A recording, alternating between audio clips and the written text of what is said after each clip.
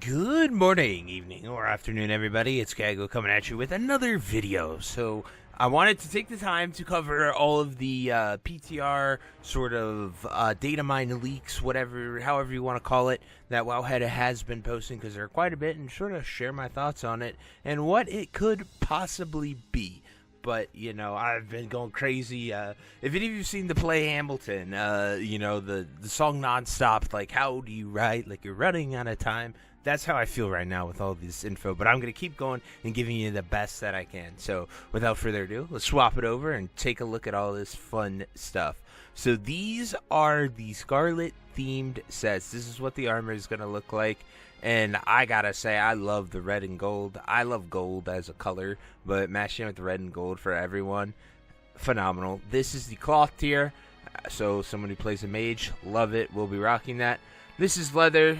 Seems definitely more towards rogues than druids because, druids are essentially formed into something else the entire time anyway, so it's not like we ever get to see what our armor looks like, but really cool stuff. I do think it is pretty awesome, and, looks pretty cool.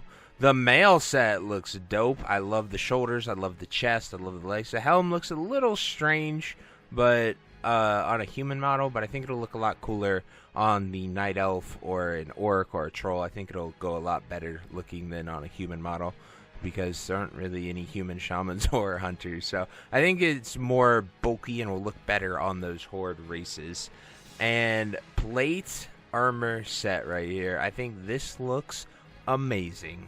This still looks so cool, especially with the tabard and going. I think they did a good job with this. And a lot of them are something from a different game. So like they're repurposed ones, as I said. It's the Warriors Onslaught, a TBC set. This is Cherished Fall Regalia, which is Mage Tier 5, just recolored completely to look different. Then this is Field Marshal's Rogues. So it's just TBC things that are done and recolored that look truly amazing. So I love to see these, and I think it's a good start. So we're going to switch over here to the mounts. So these are war horses that are Scarlet themed, and my very first thought when I saw these was like, I wonder if these are the normal and the epic undead paladin mounts, if we are in fact getting undead paladins, because kind of like maybe you're all Scarlet people that are resurrected, and that's how you can use the light. I don't know. But it just kind of looks cool and like something that we could see as well. Then these steeds look really nice, as well as the epic horse. It is labeled as a Scarlet Steed, which is expected to drop in the new Scarlet Enclave ride. And then Clemhazard, Mount of the High Commander, in the game files labeled as PvP Warhorse. So probably is more accurately those, but I'm just seeing undead paladins everywhere I look right now. So I'm going to keep that dream and thought there for you guys. But they look awesome and really cool. And it allows the horde to get some more horse mounts instead of it just being an alliance only thing, which is really dope. And like the scarlet colors are just dope. I really enjoy them. Next, we have weapons and all sorts of cool things. So I'm going to just briefly show you some of these and what they have. We just Crimson Cleaver, Ravage Gain. So these cleave on hits. The next 2 instances of nature damage are increased by 20%. So I think that's definitely a shaman type weapon. You attack all nearby enemies for 9 seconds, causing weapon damage plus additional 200 every second. So it's like a new Ravager essentially. Looks really cool. We'll switch it over to the models after we look at them. Then a Reborn Dagger, Thulgin the Unseen Guest. So that is a caster dagger, which is just has no stats, but an insane amount of spell and healing power. Then we have that dagger, which just blasts things. The Swarfic Blade increases damage and healing done by magical effects by 157. And then your next regular melee attack made within 20 seconds deals arcane damage equal to 2 times your spell power and puts the target asleep for 20 seconds. It's a 2-minute cooldown. So you can just use that and smack someone with it. So like mages like meleeing with that is pretty interesting. So it hits them hard and they can go to sleep. Then probably the coolest thing of all is Queen's Fall, which it is tuning overrides passive. And it says your Bloodthirst Moral Strike, Shield Slam, Heroic Strike, Cleave, Critical Strike. Set the duration of your rend on the target to 21 seconds. Rogue passive, D&D. Your Backstab, Mutilate, and Saber Slash Critical Strike. Set the duration of your Rapture on the target to 16 seconds. Tuning and Overrides passive, Hunter. Your Raptor Strike, Mongoose Bite, and Wyvern Critical Strike. Set the duration of your Serpent Sting target to 15 seconds. And then it says you will never be worthy enough to benefit from this blade.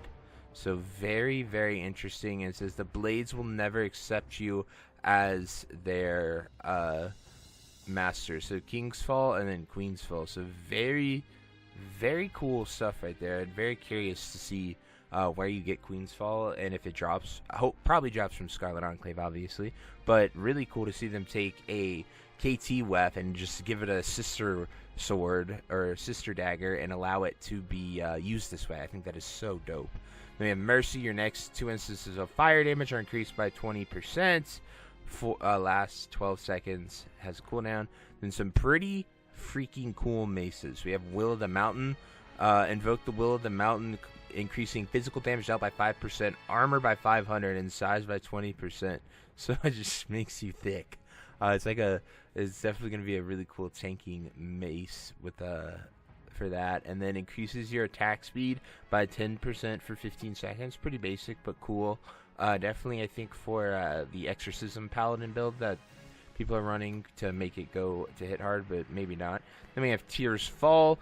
Periodic damage has a 5% chance to grant 120 spell power and healing for 15 seconds. Then it has a base spell power of 169. So just kind of like an RNG roll the dice mace, because if that proc hits, it's going to be amazing. If the proc doesn't hit, it's still going to be good, but just not probably bis. Then we have a Spire of Sacrifice. This is insane. Increases healing done by 317 and damage done by 106. So healer weapon for sure, beyond a reasonable doubt. And then use while above 30% health. Your healing is increased by 200, but your heals will cause you to sacrifice 5% of your total health every cast. While under this effect, you may only receive healing from directly targeted non-periodic heals. Toggle effect 10 seconds. So you can, the 10-second cooldown, so you can turn it on and you'll heal for a bunch more, but it'll hurt you. But you can only direct heal yourself. So I wonder if you could put a bunch of so like non-periodic heals. So I think once you turn it on, even if you have HOTS pre-existing on you, it won't be good. So like just for insane amounts of healing when you're not taking any damage, like Patchwork would pop in my mind. And then it gives priests a really good use of Binding Heal, I think, if that is in the game. I can't remember if it is or not, but the heal that heals them and others. So pretty cool stuff. We have movement speed reduced by 10%, chance on hit. The weight of the caliber knocks down all enemies for 4 seconds, so it makes you slower, but you can knock everyone down. So could be a cool thing to swap to. The Scarlet Smashbringer increases the wielder's strength by 375 for 15 seconds. So it's just another thing like they had with their Totem and Nax. Polearm of the Beast. Focus Fire now grants you and your pet 3% increased damage consumed for 20 seconds. And it has 700 cat, bear, and dire bear form. This is more than a Tish. Like, that is a crazy amount of attack power. Like, that is higher than a Tish. So, but they have, like, I don't even know if you give it to your Druid or your Hunter. Like, Hunter, I guess, if they were BM, I don't know. But awesome stuff there. That is just an insane staff. Hopefully it gets leaned one way or the other, because thus far they've been like, yeah, this is Druid, then the Hunter gets it, and so on. So we have some really cool swords. We have obviously all the stuff with Ashbringer. There's tons of stuff to go over here, guys, but I'll put the link to this one below if you want to check it all out. Then we're going to go to the new weapon models here. So right here, these are what they look like. Some really cool things, like this gun right here looks really awesome. I think this model's from TBC. Then we have some nice hammers. This fist weapon is dope. We have, I would imagine this is Queen's Fall dagger right here, one of these two. They just all look really cool. These swords have the little glowing fire in them. The shield is huge. These spires, wands, swords, like all these weapons look really, really cool. These shields look like that looks like Archimonde's face or Illidan, so a really, really cool shield right there. I'm just so stoked and hyped for these. This looks like Benediction almost. But they've done a phenomenal job with all these, whether they've taken models from TBC, Wrath, Kata. I don't care where the model originated from. Some of them might even be new, unique models.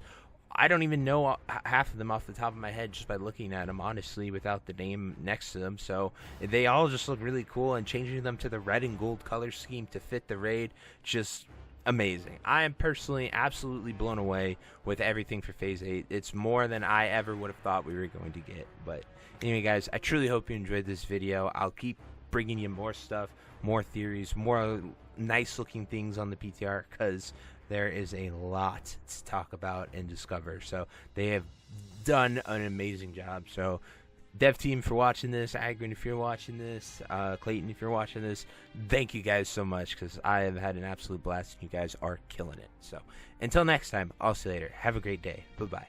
Hey you. Yes you. Are you still there? Well, I appreciate you for taking the time to watch this entire video and making it to the end here. If you enjoyed this video, definitely check out the other videos about World of Warcraft listed in these playlists down below. And thank you again. Have a great day. Bye-bye.